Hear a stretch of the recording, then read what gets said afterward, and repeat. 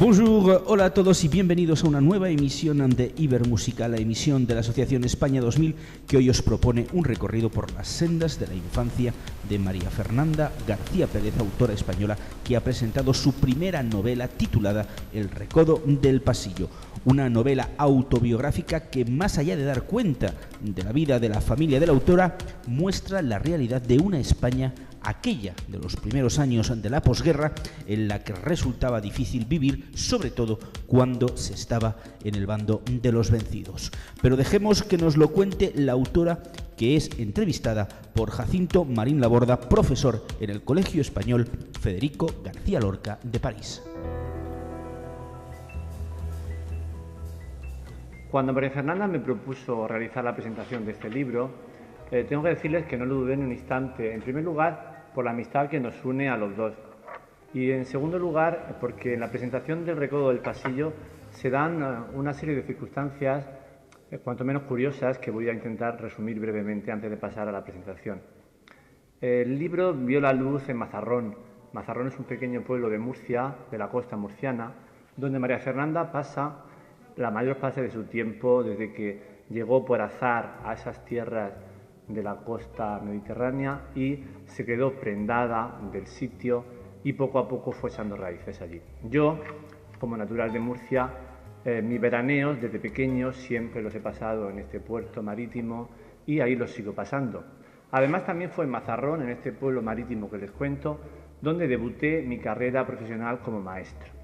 Junto con Mazarrón, que es ya un punto en común entre los dos, está también París, la ciudad que nos acoge actualmente y donde María Fernanda, por avatares de la vida, que también le contará ahora más adelante, pues pasa actualmente el tiempo que no está en España, en Mazarrón. Yo llegué a París por circunstancias profesionales hace ya ahora casi 6 años. Entonces tendremos, como decimos, como les digo, dos polos en común, dos polos geográficos que son Mazarrón en Murcia, en España, y París, la ciudad en la que nos encontramos actualmente. Podríamos ir hablando de cosas en común entre nosotros, pero no es el momento, no estamos aquí para ello. Y pasamos, si les parece, a lo que es la presentación del libro. Buenas tardes de nuevo, María Fernanda, ¿cómo estás? Muy bien, encantada de estar aquí entre vosotros. Me siento igual que vosotros, muy a gusto. En España, en Francia, no somos ya ni de un sitio ni de otro. Yo digo que somos los españoles de París o de Francia, porque no somos franceses, no somos españoles de España, somos un poquito diferentes, o sea que tenemos todo eso en común y me siento muy a gusto de estar con vosotros y en presentaros mi libro. Tu primer libro, Recodo del Pasillo, es un libro autobiográfico, pero sin duda no es una autobiografía al uso, ya que en él solamente cuentas una parte de tu vida, la parte de tu infancia. ¿Cuándo y cómo te surge, María Fernanda, la idea de escribir este libro? ¿Hay una necesidad, una finalidad concreta cuando te planteas el plasmar por escrito estos recuerdos y estas vivencias de esta parte tuya tan importante para todos como es la infancia? Yo creo que la necesidad la he tenido siempre, pero la he tenido dentro, ¿no? Yo recuerdo todas esas vivencias buenas y malas, sin sabores, incluso para una niña, inquietudes, cosas que no comprendía, cosas que juzgaba, en fin, toda esa parte la he llevado dentro y llegó un momento que necesité sacarla, un poco para poner en orden mis ideas y también un poco como, creo yo, como homenaje a mis padres, a estas tres personas, esas tres personas que son las tres personas, los tres personajes del libro. Es decir, mi padre, mi madre y mi abuela. Entonces, esos tres personajes son, entre el padre y la abuela, antagónicos, muy diferentes, ya lo veremos después. La madre es un poquito el moderador. Y bueno, como en todas las familias había conflictos, la niña en aquel momento estaba sola y esa niña pues escuchaba mucho, juzgaba, quería atar cabos. Y en aquel entonces se hablaba a medias palabras. Ahora tendremos ocasión de hablar de esas medias palabras. Estamos, María Fernanda, ante la historia de una familia, sin duda, de clase media con problemas, en una época histórica difícil y complicada como fueron los años 40. Todo esto visto por una niña que observa y cuenta con soltura esta vida familiar.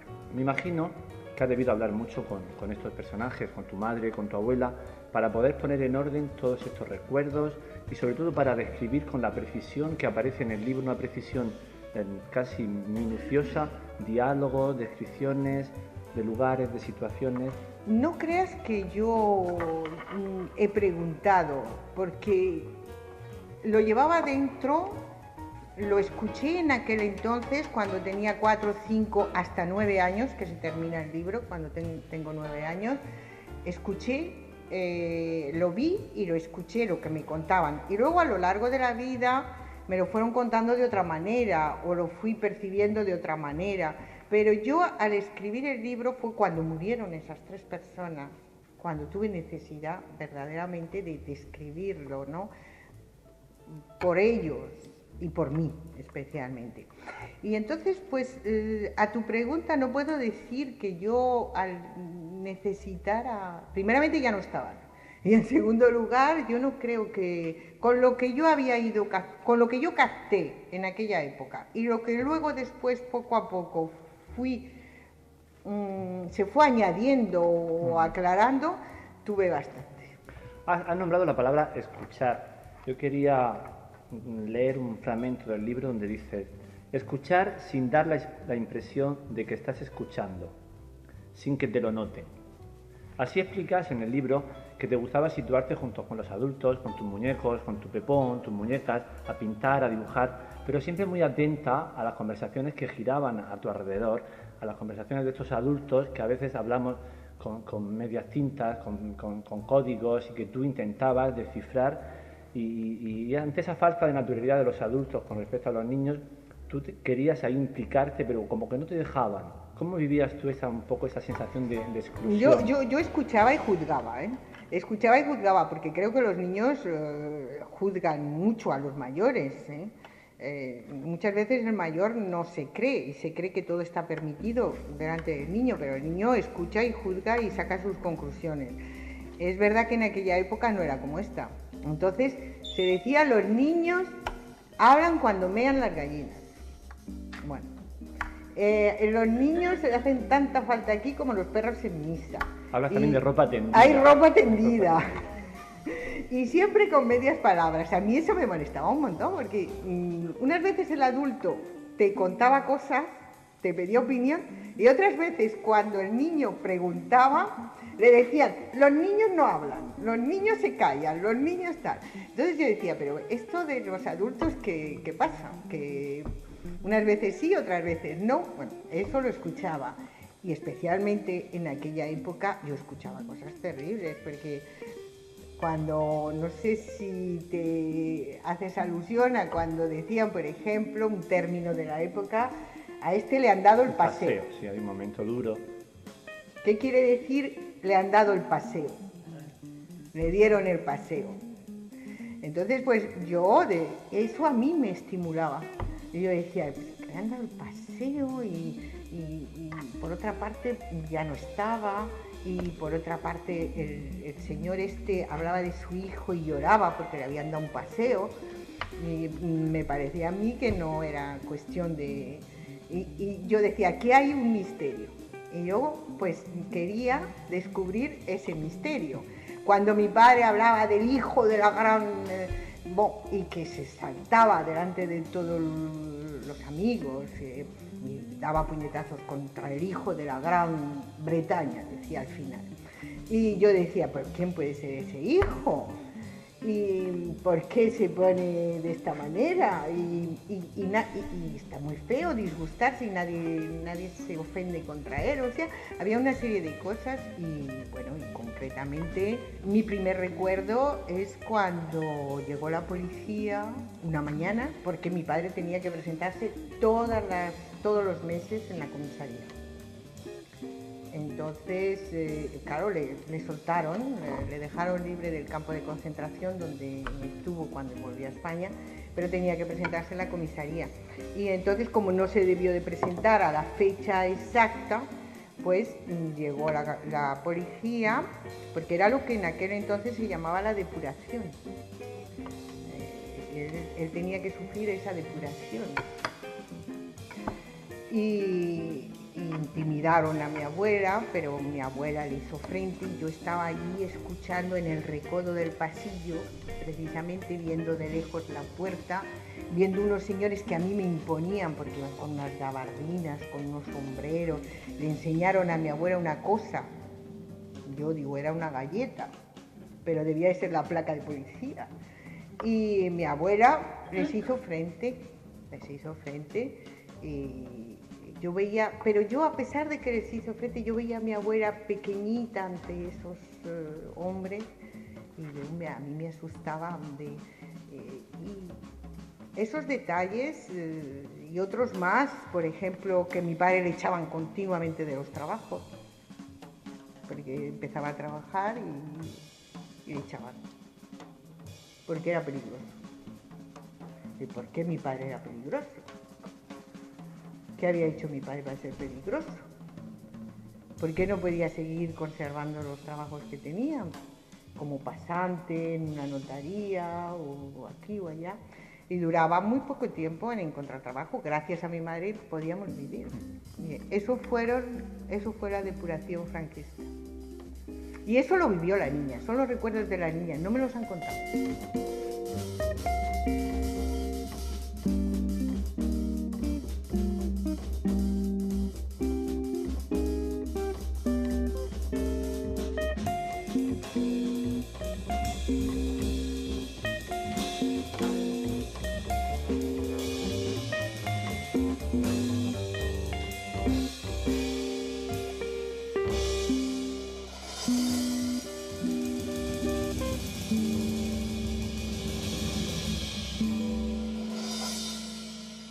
En tu libro, en el recodo del pasillo, observamos sin duda una mirada dura y agria, un análisis muy crítico sobre precisamente esto que acabas de contarnos, sobre el conformismo social de la época.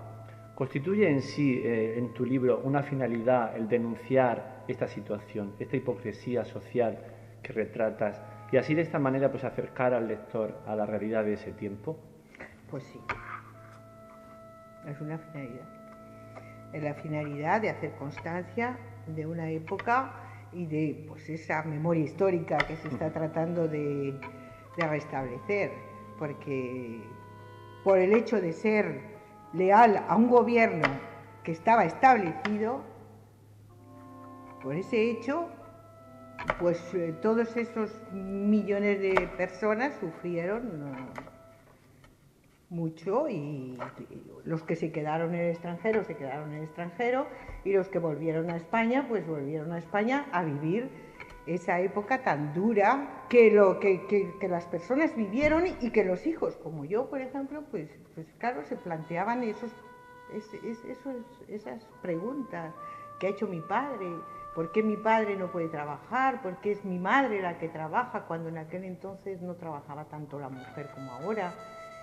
Una serie de cosas que sí, que me impactaron y que he querido, que necesitaba plasmar en un libro. A propósito de este conformismo social, describes también con cierta crudeza, a veces hay momentos muy crudos en el libro, ese conformismo legal de la Iglesia de la época, una Iglesia que juzga, una Iglesia que impone unas normas más o menos absurdas, una Iglesia con unas leyes rígidas y a veces difícilmente comprensibles. Háblanos un poco, María Fernanda, de esta visión tuya de la percepción del papel de la Iglesia durante este periodo.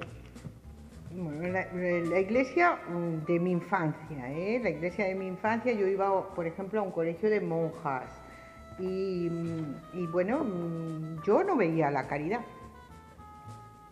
ni en las monjas ni en los curas. Porque yo veía en los curas, nos enseñaban la religión como el terror, es el miedo al castigo. Había que ser bueno para no ir al infierno, porque en el infierno estaba Pedro Botero con las llamas, tenía unas tinajas enormes llenas de aceite hirviendo y entonces unos tenedores y allí grandes y te volcaban en esas tinajas. Tú eres mucho más joven y seguro no lo has oído eso, pero Nosotros era lo que nos enseñaban en los ejercicios, en el colegio. O sea, un Dios que castigaba al que no era bueno. Y no nos enseñaron el Dios de amor.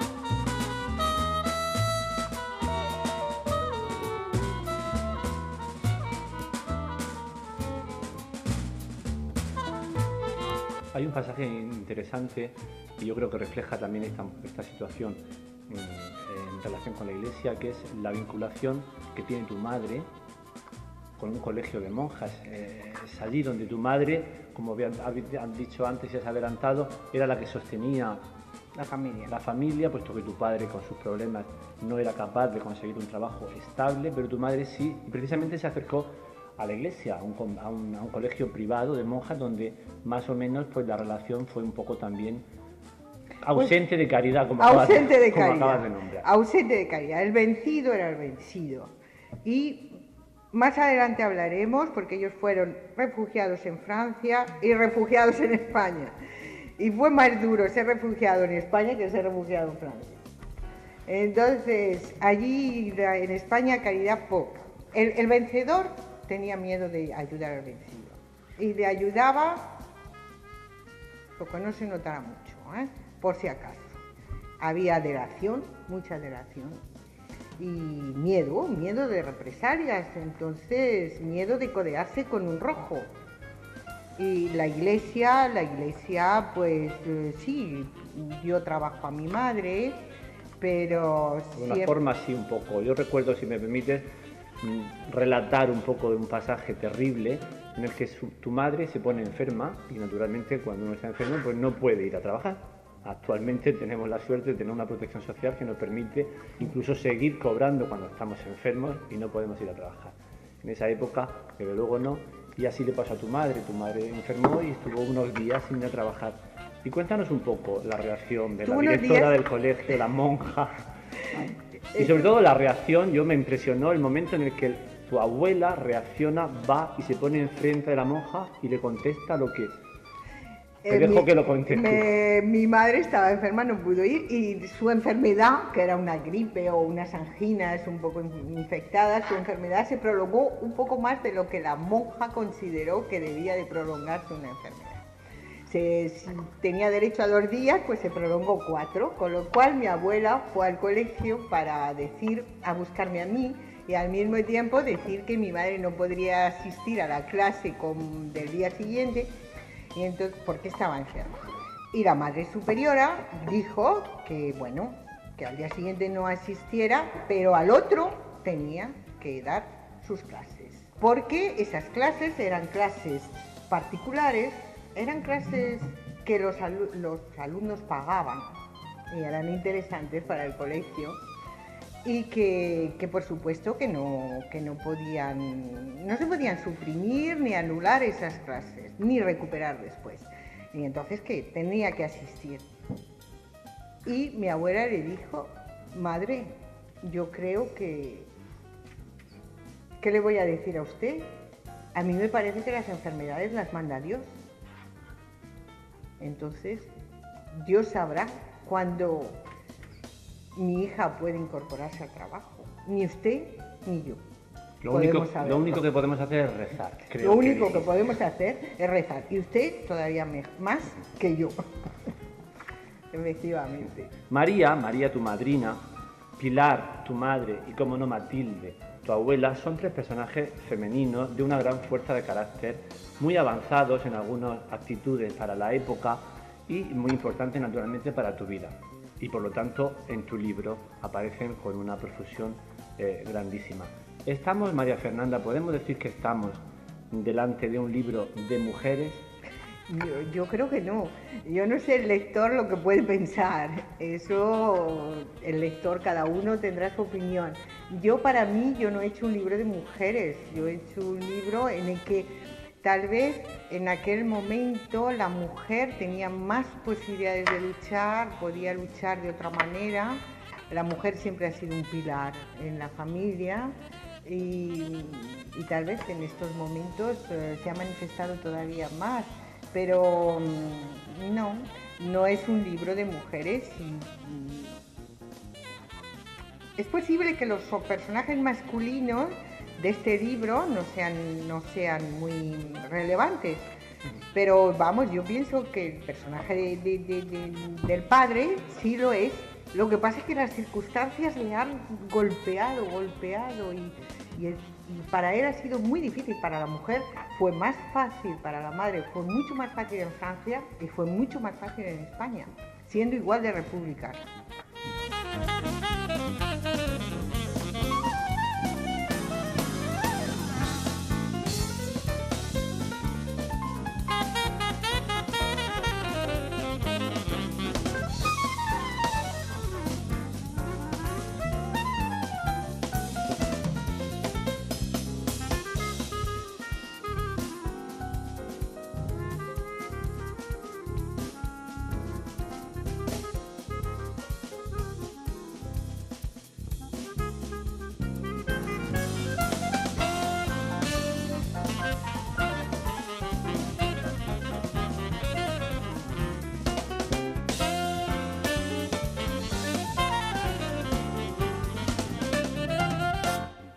Nos encontramos quizá, indudablemente, así lo pienso yo cuando leí el libro, con un retrato de una mujer atípica para la época histórica. Tu abuela, me permiten que lea un pasaje, la describes en un momento de la siguiente manera. Dices, no era una mujer que pudiera vivir a la sombra del marido, ni abandonada a su interior o simplemente a sus relaciones sociales. Necesitaba brillar, necesitaba ocupar un primer puesto, compartido.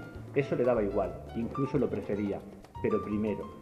Su temperamento obstinado y orgulloso le hacía salvar las dificultades. Además, era inteligente.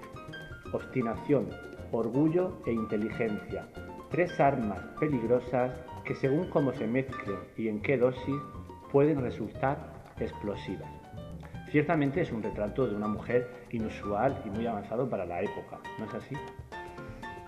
Sí, bueno, pero hay que tener en cuenta que ella era una mujer que venía de una clase social muy elevada, ¿no? O sea, que era una mujer que tenía un rango, que había recibido una educación muy esmerada y que había tenido una vida difícil porque a lo largo, muy joven, empezó a tener dificultades y tenía ese orgullo, esa distinción, ese orgullo, esa cosa del rango social al que pertenecía y que luego a lo largo de la vida y con los palos que se llevó, pero ella seguía manteniendo su clase, su orgullo, efectivamente. Y ahí es, si quieres, un poco la oposición con mi padre, porque mi padre, el padre de la niña, era un hombre todo lo contrario. Venía de un origen campesino, de Castilla, que se había hecho a sí mismo, que había luchado y que había conseguido ser policía.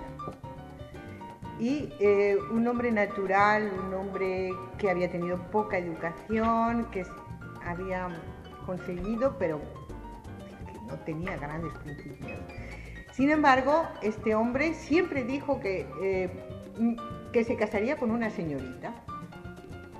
no sé por qué, fue su meta casarse con una señorita. Y efectivamente conoció a la madre y entonces, claro, contrasta, bueno, la vida de la abuela, que dices, es inusual una mujer así, es inusual, tal vez en su categoría sea normal. En esta familia de clase media es inusual, no es una personalidad corriente. Y entonces, claro, surge el enfrentamiento entre los dos, entre esta mujer que a pesar de su desgracia quiere seguir siendo la señora, y este hombre que dice, pero bueno, pero menos humos, menos esto, y que en el fondo pues cohabitan juntos, claro, y se admiran y se quieren, porque la abuela admira en él la tenacidad, la bravura, la honestidad, todas las cualidades que él tiene, y él admira en ella a la señora. Los personajes masculinos, antes hemos hablado de las 3 mujeres más importantes de tu vida y del libro, naturalmente. Yo, según mi parecer, a la lectura del libro, los personajes masculinos no salen muy bien parados en el retrato que haces de los dos géneros, digamos. Desde la cobardía y falta de apoyo de unos, pasando por la crueldad de otros, ese temperamento machista que impregna toda la sociedad de esos años. ¿Tienes acaso una visión pesimista del género masculino? Tal vez me la transmitió, como fue ella quien me crió, ella la tenía, porque ella la tenía, vuelvo a repetir, por la categoría social. Ella era de la aristocracia, entonces de militares, todos generales, y allí a la mujer era una reproductora, nada más. Entonces todas las mujeres de esa familia, todos los antepasados, han sido mujeres que sí, que tenían criados, que tenían tal, pero que estaban recluidas en las casas, y los hombres todos estaban con las amantes y las queridas y tal. O sea que en esas familias, tal vez de esa clase, era una cosa, ese machismo era pues muy normal. La mujer en realidad estaba sometida al hombre, muy bien tratada, con mucho lujo, pero y ella siempre tenía la idea del hombre que engaña a la mujer. Tenía siempre esa idea y se la quería transmitir a mi madre, y esa idea del hombre perverso. Pero yo no, pero tal vez si aparece, pues tal vez sea un poco lo que yo... Siempre queda algo cuando vives en un entorno y oyes cosas, tal vez sí. Y mi madre tampoco la tenía, ¿eh? La madre era una mujer muy natural.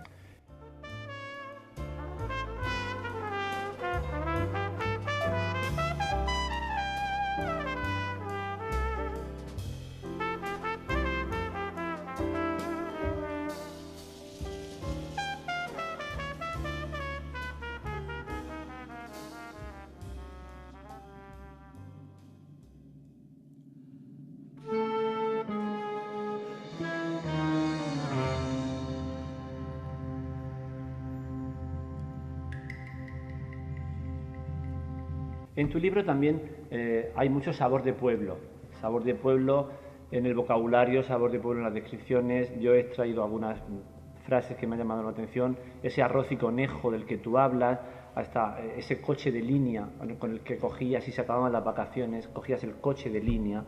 Habla de la lumbre, de la hogaza, del puchero, de un chusco. Hay mucho vocabulario que yo creo que la mayor parte de los jóvenes actuales desconocen, el vocabulario que se está perdiendo. ¿Es simplemente tu vivencia que la pones con esas palabras, María Fernanda, o has intentado hacer un poco de reivindicación lingüística como escritora y utilizar palabras que actualmente quizás están en desuso?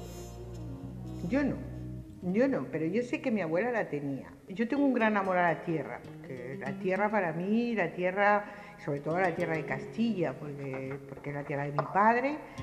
Y entonces la tierra la tienes que hablar con palabras de la tierra.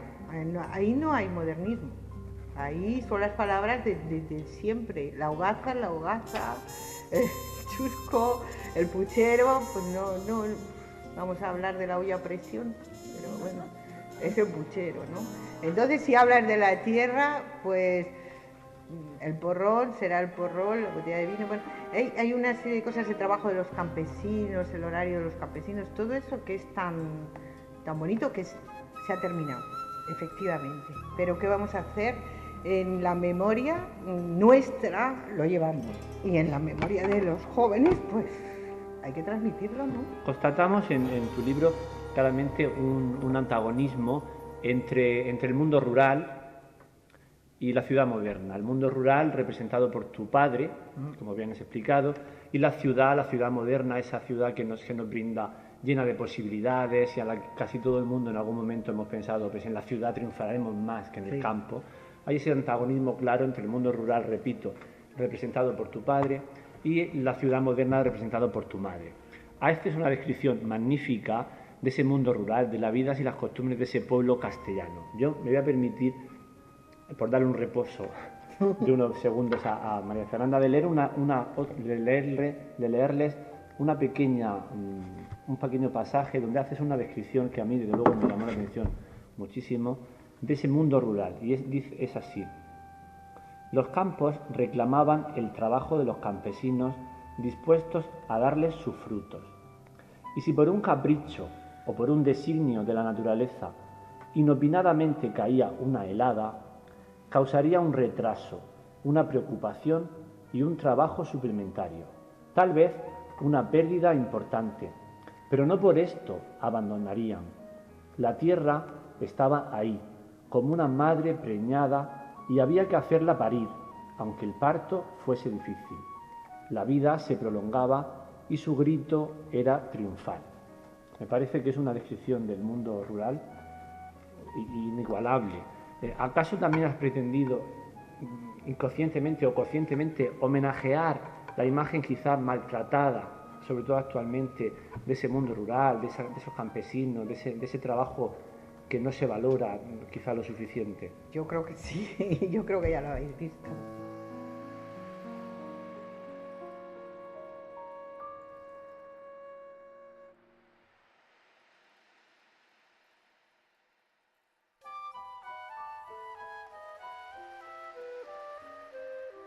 En tus padres, María Fernanda, y como muchos de los que están aquí, se vieron obligados en un momento a exiliarse en Francia. Para ti también, mucho más adelante y por otros motivos, Francia ha sido una tierra de acogida. ¿Existe alguna relación en tu retour aquí a este país en relación al exilio de tus padres? ¿O ha sido un azar? Ha sido un azar, ha sido una casualidad, pero efectivamente yo en aquella época, y siempre he oído hablar a mis padres con mucho amor de Francia, con mucho cariño. Ellos salieron como todos los españoles en febrero del 39. A primeros de febrero del 39, pues ya sabéis cómo pasaban. Se paraban al llegar a la frontera, los hombres y las mujeres. Las mujeres iban a campos más, a lo mejor no sé. Y los hombres, pues generalmente a Argelès-sur-Mer, a Vernet, a Verrières y bueno, todos esos campos del sur de Francia. Y allí, pues el gobierno, como no hizo nada, tenían que venir los propios franceses simpatizantes a solicitarles y a proponerles un trabajo y a sacarles del campo, o a solicitar un obrero, enviar el dinero del viaje para ir a dirección, y era la única manera de poder salir de un campo de concentración o de versement, o como le quieran llamar, pero bueno, ahí estaban concentrados. Y bueno, luego después sufrieron la decepción del gobierno, pero no de la población, porque la población francesa les acogió bien, tanto a unos como a otros. Ellos estuvieron en Niort, Les de Sèvres, que es donde fue mi madre, que salió rápidamente del campo, porque era una mujer sola y joven, entonces era estupendo. No tenía niños, no tenía nada, llegó un francés, como llegaban, y pidió una persona pues para el servicio doméstico y sacó a mi madre. Pero los hombres ya era mucho más complicado y bueno, y hubo muchos que estuvieron hasta años, año y medio, casi 2 años. Mi madre salió en julio, entró en febrero y salió en julio. Cuando mi madre consiguió encontrarle, la Cruz Roja tampoco hizo gran cosa, y cuando consiguió encontrarle a través de españoles y tal, y encontrar un francés que le quisiera reclamar con un contrato de trabajo y hacerle salir. Para contestar a tu pregunta, o sea, ellos tuvieron siempre un gran amor, y en este libro no se ve animosidad contra Francia, ninguna, porque a mí me inculcaron siempre ese cariño hacia Francia.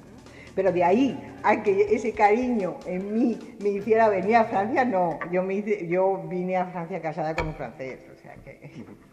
No, fueron las circunstancias, ¿no? Que a veces pues el destino te hace volver otra vez. Porque efectivamente yo pude haber nacido en Francia, y no nací porque fue el momento en que mis padres decidieron volver a España. Al principio de tu libro, en las primeras páginas, te plantean una pregunta muy común en las familias. Esa pregunta típica que se dice: ¿a quién querías más? ¿A tu madre, a tu padre, a tu abuela, a los personajes claves de tu vida? El hecho de ordenar tus recuerdos para plasmarlos por escrito en el libro, ¿te ha servido quizá pues para encontrar esa respuesta que te hacían insistentemente? ¿O crees que justamente el poner toda tu historia por escrito te ha podido servir para separarte de ellos, haciéndolos al mismo tiempo revivir para siempre una vez que está el libro publicado y en la calle? Esa es una pregunta que yo no sé cómo contestar, ¿eh? Yo creo que a los 3 les quiero igual y que, no sé, he puesto en orden mis ideas, efectivamente, pero me he podido separar un poquito del pueblo. Pero no tanto, porque ya lo acabáis de ver, o sea que tampoco, no sé. Pero bueno, estoy contenta de haber escrito el libro. No te puedo dar una respuesta muy concreta, no.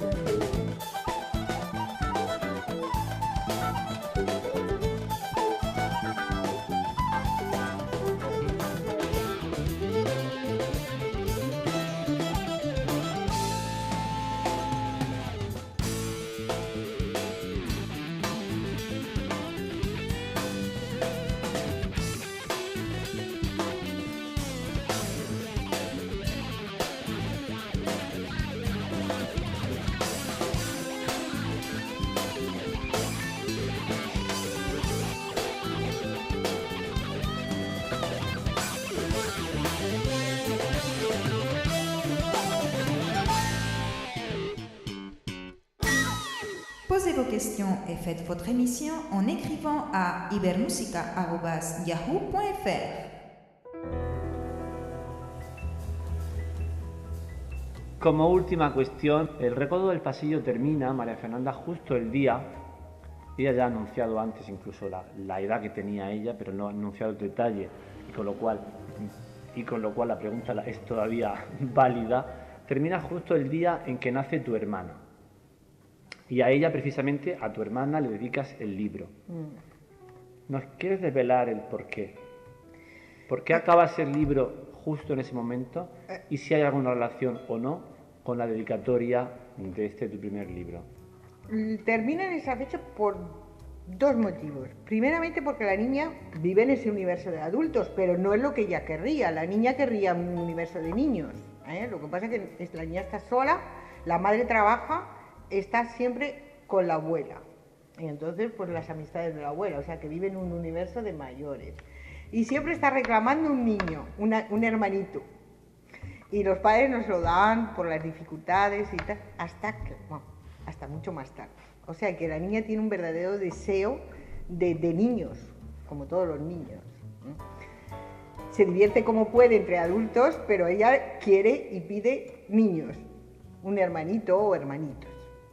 Entonces, el día en que nace mi hermana, pues ya ese deseo se cumple, y con lo cual es una de las razones por las que el libro ya termina, porque iniciamos otra época.